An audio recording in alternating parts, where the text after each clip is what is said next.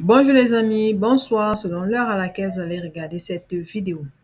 Les amis, aujourd'hui, je viens ici faire un appel à, à l'opposition camerounaise. Il faut que l'opposition camerounaise aille prendre des cours. Je parle surtout à Cabral Libi, Joshua aussi, à Keremouna, qu'ils aillent prendre les cours à, à Abidjan, en Côte d'Ivoire.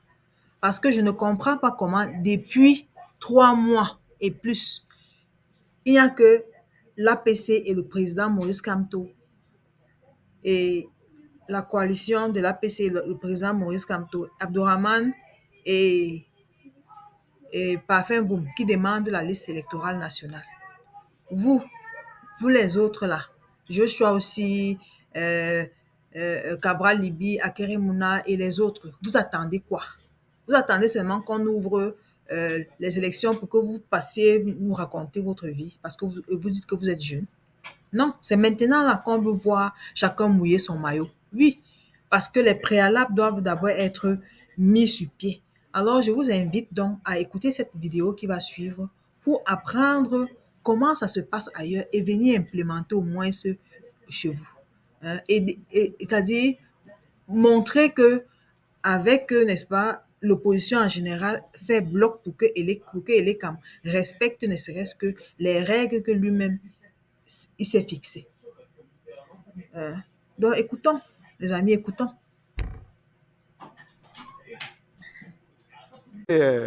En plus, la situation politique elle-même, avec la manière dont ils ont ouvert le contentieux, nous oblige même à travailler. Parce que nous ne sommes pas encore satisfaits des conditions de ce système électoral-là, des conditions dans lesquelles les élections sont en train de s'organiser. Et donc, il est important que nous nous retrouvions, que nous travaillions, c'est ce que nous sommes en train de faire. Nous souhaitons une liste inclusive, n'est-ce pas? Et le problème de Blé Goudé, le problème de Laurent Gbagbo sont des problèmes qui sont posés depuis 2020 et qui ne sont pas encore résolus. Ces questions-là, il faut bien que le gouvernement s'asseye, que le chef de l'État prenne la décision de régler ce problème. C'est un problème qui ne peut se régler qu'avec l'adoption d'une loi d'amnistie. Et il faut que cette loi d'amnistie-là soit prise. À l'époque où nous étions en guerre, où le problème qui était posé, c'était le grave problème de l'attaque du pays par une équipe rebelle armée qui est venue, qui a détruit des populations civiles, il était important de créer quand même l'entente au niveau du pays pour gérer le conflit qu'il y avait. Mais à cette époque-là, le président Gbagbo n'a pas hésité à faire adopter une loi d'amnistie pour que la nation pardonne cette agression armée du pays. Aujourd'hui, il faut que cette même décision soit prise. Et là-dessus, là, nous estimons, nous le disons depuis 2020 d'ailleurs, que la seule solution, c'est que le président de la République fasse adopter une loi d'amnistie par l'Assemblée nationale pour que toutes ces personnalités-là soient réinscrites sur les listes électorales. Le message que nous voulons que le gouvernement retienne, c'est que la CAP est une coalition de partis politiques avec une force de proposition, avec des thèmes de référence bien précis. Et que nous n'arrivons pas sur la scène politique avec le couteau entre les dents.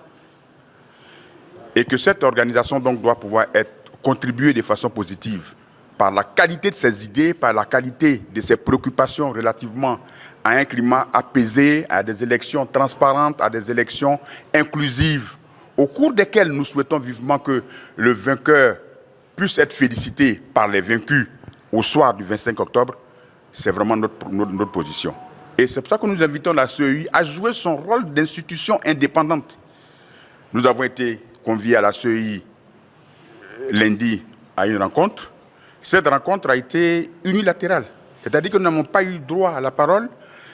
Nos représentants ont été accueillis dans une réunion dite de partenaires par des carreaux. C'était une ambiance qui en ajoutait de façon lourdement encore à une ambiance lourde en fait. Mais nous n'avons pas besoin de ça. La CAP souhaite être une force de proposition pour la paix en Côte d'Ivoire. La CAP souhaite être une force de proposition pour des élections démocratiques. Pour l'instant, elle ne s'est même pas constituée en une coalition électorale. Non, ce que nous souhaitons, c'est connu, Nous avons toujours réclamé des élections qui soient des élections inclusives, où la participation de tous ceux qui veulent aller à ces scrutins puisse être actée et que nous puissions repartir sur de bonnes bases. La CEI ne peut pas continuer de s'abriter derrière une déclaration d'indépendance et nous traiter non pas en partenaire mais en adversaire. Nous sommes partis à cette réunion lundi, nous avons eu l'impression que nous étions les adversaires de la CEI. Nous nous disons que nous sommes ses partenaires, que nous voulons continuer d'être des partenaires, dont les propositions doivent être prises en compte. Il s'est dit qu'il n'y a que 2 partis politiques qui ont demandé la révision de la liste électorale. Nous avons voulu prouver ce jour-là que nous sommes plus de 25 partis à demander la révision de la liste électorale pour 2025. C'est légal, c'est institutionnel et c'est constitutionnel. Donc il ne devrait pas y avoir de débat et nous faisons confiance aux éminences de la CEI qui, sur les plateaux de télévision, montrent patte blanche, mais doivent pouvoir, dans les faits, nous prouver effectivement que la CEI ne peut pas être le mouroir des Ivoiriens. Je voudrais rapidement vous faire constater, en tout cas vous journalistes, avec nous, le mépris qui nous a été servi par la CEI lors de la présentation de la liste électorale provisoire.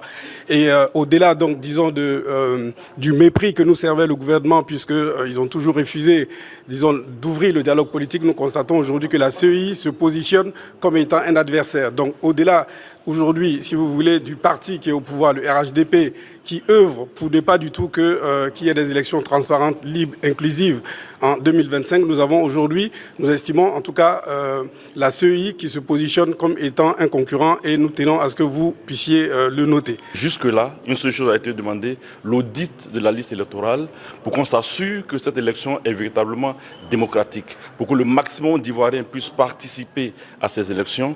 Or, malheureusement, tout porte à croire que c'est une minorité d'Ivoiriens qui va prendre part à ces élections. Il faut faire en sorte que la liste électorale soit ouverte et qu'elle soit de qualité. Donc nous allons y travailler et apporter notre contribution pour l'améliorer.